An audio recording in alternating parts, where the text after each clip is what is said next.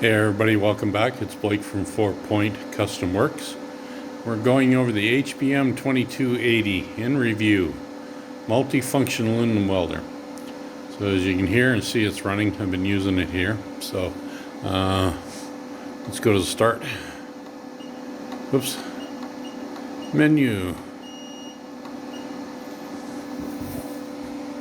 Okay. Shout out to Internet Surfer suggesting the changing of the polarity and that, which really worked. It did, changed everything. So we have Mig Sync, Mig Manual, stick welding, TIG welding, and set.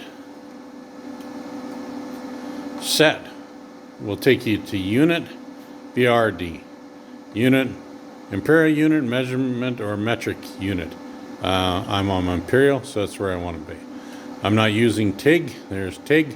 There's the setup for your TIG gun. Going to focus for us here. Not quite. So TIG, you got to remember you're using gas.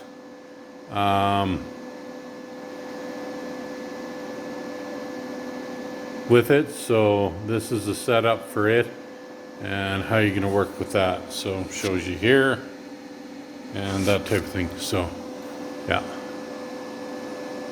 if you're doing stainless, all that type of thing, you need the shielding and everything for it. So 1.6 millimeter, okay. MMA stick welding shows you how to set up your sticks. So positive, negative, works great. I've used a little bit with some 70-18 rod, small stuff. Haven't tried anything big yet with it. 60 or 70 normally what I've been using. Millimeters, rod. That's the three options they give you for sizes it'll do. And then your thickness of plate that you want to do, and then it's ready to go. So MIG manual, if you want to do it manually, you enter your settings and that type of thing, you can go here. I'm using MIG Sync, shows you how to set up for gas welding. This is how you would set your MIG gun up for gas welding. If you're using argon, CO2 at the back, as you notice I'm not. I'm using flux core wire. So that's the way you would set it up with gas. I don't know if you can see that. So this would be your negative and your positive, your lead coming out. Your gun goes into the European, it's a European connection, and your ground on the negative. If you're using flux core wire or coated wire or whatever else, you want to switch polarities. So you want to do opposite of what they do. Put your gun into where the gun goes, take your lead from the machine and go to the negative, and take your ground and go to your positive. It will weld 200 times better. Hardly any splatter, garbage, everything. So just remember that when you're doing it, switch it, you'll find it works a lot better. So once you're here, you get to your gun setup. Various stainless steel, aluminum, flux core wire system, and CUSI or copper, silicone copper, that type of welding, expensive. Wire, flux coated bronze wire basically is what you're looking at for copper or bronze welding. For me in Canada here, to buy a 10-pound roll is almost $300 Canadian. So a little expensive to be doing that. Cool item if you're doing a 1-pound spool, $70 or whatever. You want to weld up some silicone bronze type thing, that setting there. So I'm using flux core wire, so we want to go to FCAWS. Enter. 035, it's in millimeters. This is what I'm using. 2T4T. 2T is squeeze the gun, squeeze the trigger on the gun, weld, keep welding. 4T is squeeze the trigger on the gun, start welding, and let go of the trigger. It will continuously weld until you squeeze the trigger again. So remember, 2T is a normal standard MIG welding process, where you squeeze the trigger, you weld. As soon as you let go of the trigger, it stops welding. 4T will take you into squeeze the trigger, let go as you're welding, will continually weld until you squeeze the trigger again, and it will stop. So just remember which function you got it on, what you're doing. Don't any flubs ups. Thickness. Thickness of metal you're welding. So we can go to 0.188 of an inch on 8 mil wire. 1 mil wire, if we go back,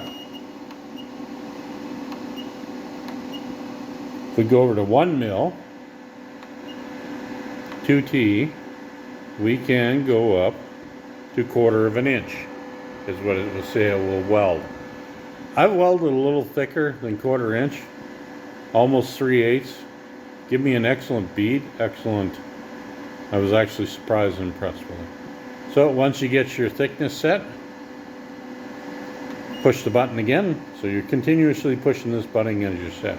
Now you get here. Now, if my will focus for me.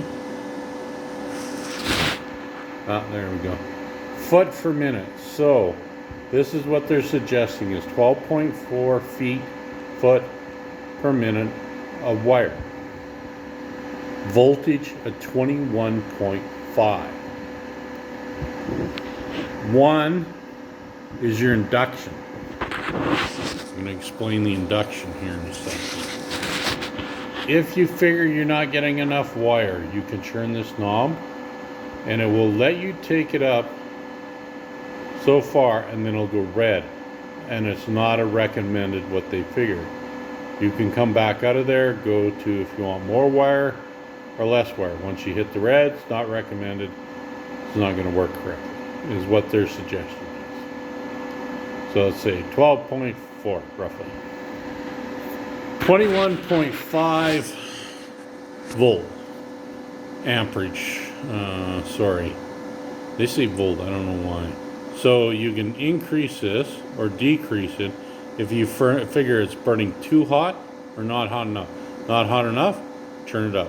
Once again, it'll let you take it to a certain voltage. There we go. It says 23.5 is too high. 23.3. So there we go. So that'll regulate how hot, how fast it burns in your feet. Induction.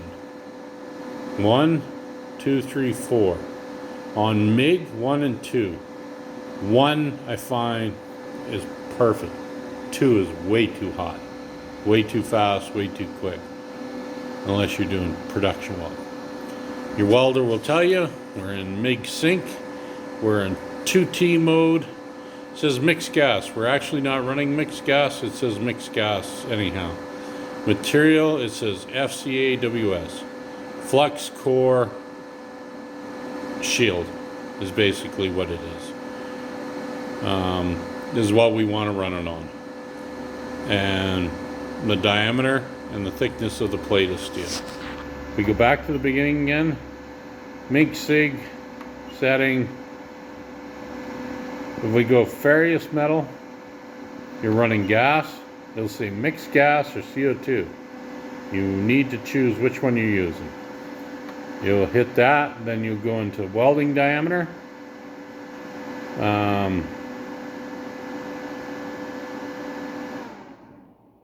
They're shut down, I was welding with it. 0.6 millimeter, 0.8 millimeter, and 1 millimeter. Pick your one you want, hit enter, your 2T, enter your thickness, goes up to 0.188 of an inch, and we're into how many feet per minute, voltage, and induction 1. So it tells you right there. You get a little faster rate than you do with flux core. So we'll go back. Go into flux core welding. Go into 1 is where I am. 2T is what I like. Crank her up because 1/4 inch is what I'm going to be welding next. And then my welder setup. So basically your welder comes with your grounding clamp wire. Your gun, which this one come with the, this is a hitbox one gun. Come with this. Come with the hitbox. I believe these are pretty much made by the same company. Number on it says an EN60974T. Hitbox weld gun.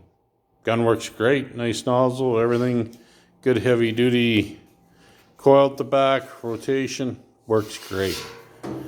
It comes with a set of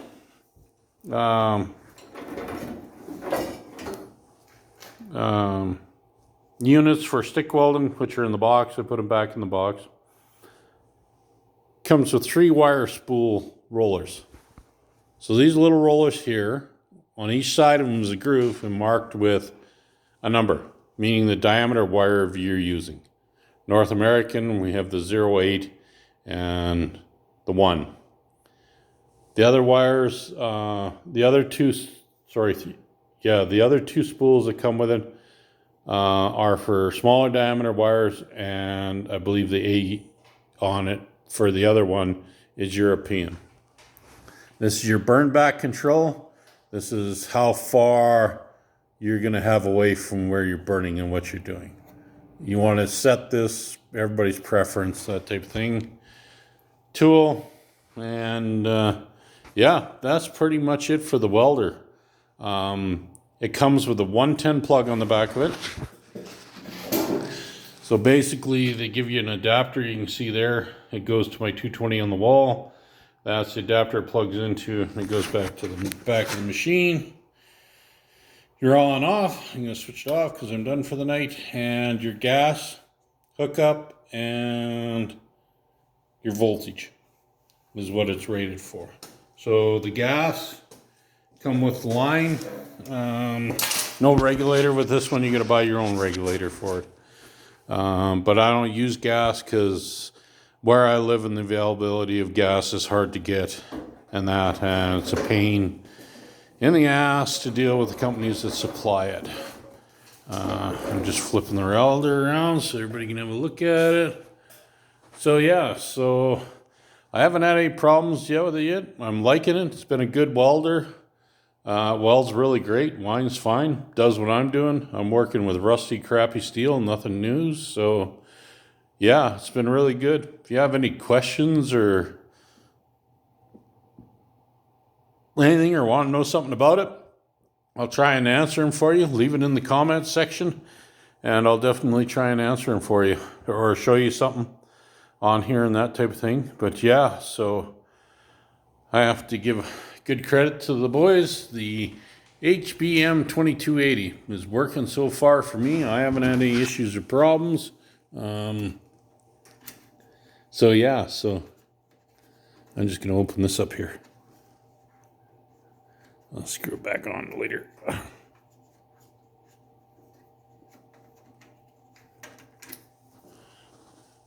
That's the